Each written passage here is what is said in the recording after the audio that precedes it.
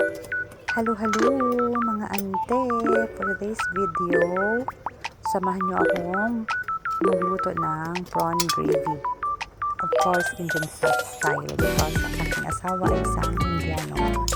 So for the bago natin lutuin, kailangan natin i-marinate yung ating prawn na turmeric, pepper powder and chili powder. Ito yung isa sa pinaka nagustuhan kong Indian recipe natin ng aking marindo, at talagang inalay ko siya kasi prawn talaga yung paborito ng aking asawa. So ayan na, marinate ko niyan for 30 minutes and then kailangan natin mag-fry ng coriander seed, cumin seed, black pepper, cardamom, cinnamon.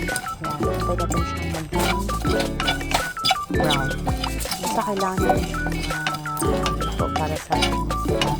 Kaya mag-aayon tayo dyan ng chili, whole chili, red chili. Hindi ako nag-add ng too much kasi kahit kami hindi mahilig sa sobrang. Tapos maging brown na yan siya.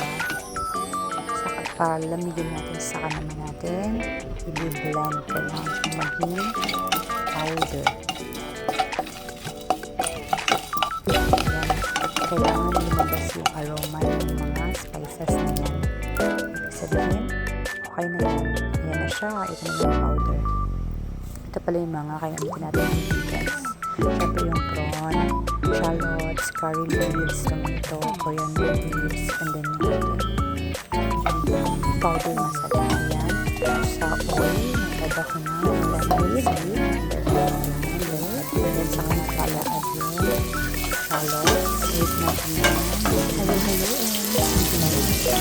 Ito na mag-brown. Little brown. Ayan, halulit. Ayan, ating brown. Ayan, parang nag-brown. Alam mo ba, pag nakahalo na yung ayan, ating garlic, sobrang ang sarap ng ako nakakabot. Ang sarap ng mga ginger garlic, ginger garlic, yung aking favorite olive. Yung olive ginger garlic. And then after that, maglalakay na yun. Ito na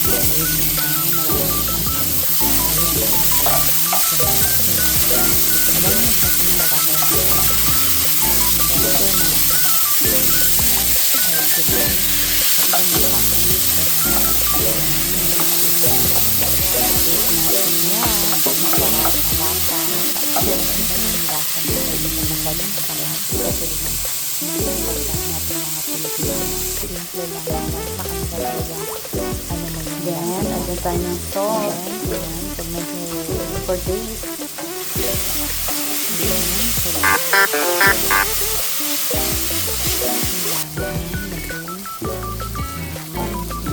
Well cooked. After that, we add marinated prawn. Make sure na nakakuha lahat na nasala yung prawn.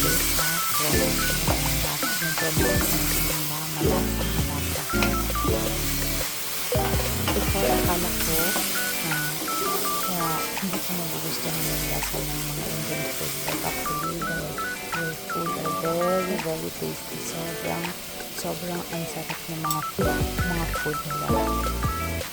Parang mas gusto ko na yung food nila actually sa food natin ng mga Filipino.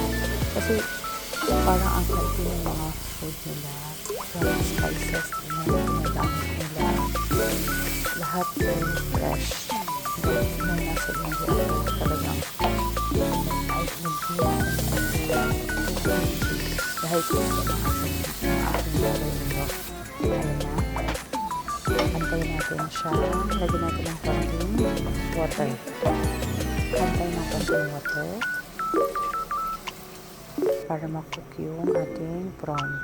I cook it only for 8 minutes because pag nasobrahan yung prawn, magiging matigas siya. Add ako ng cooking cream. Actually, it should be coconut, pero wala akong coconut, so cooking cream na lang. Ayan. Looks yummy. Actually, it's really yummy. It doesn't look only yummy, but it's really yummy. Then, garnish some fresh coriander leaves. Then, our prawn gravy is ready. Thank you for watching.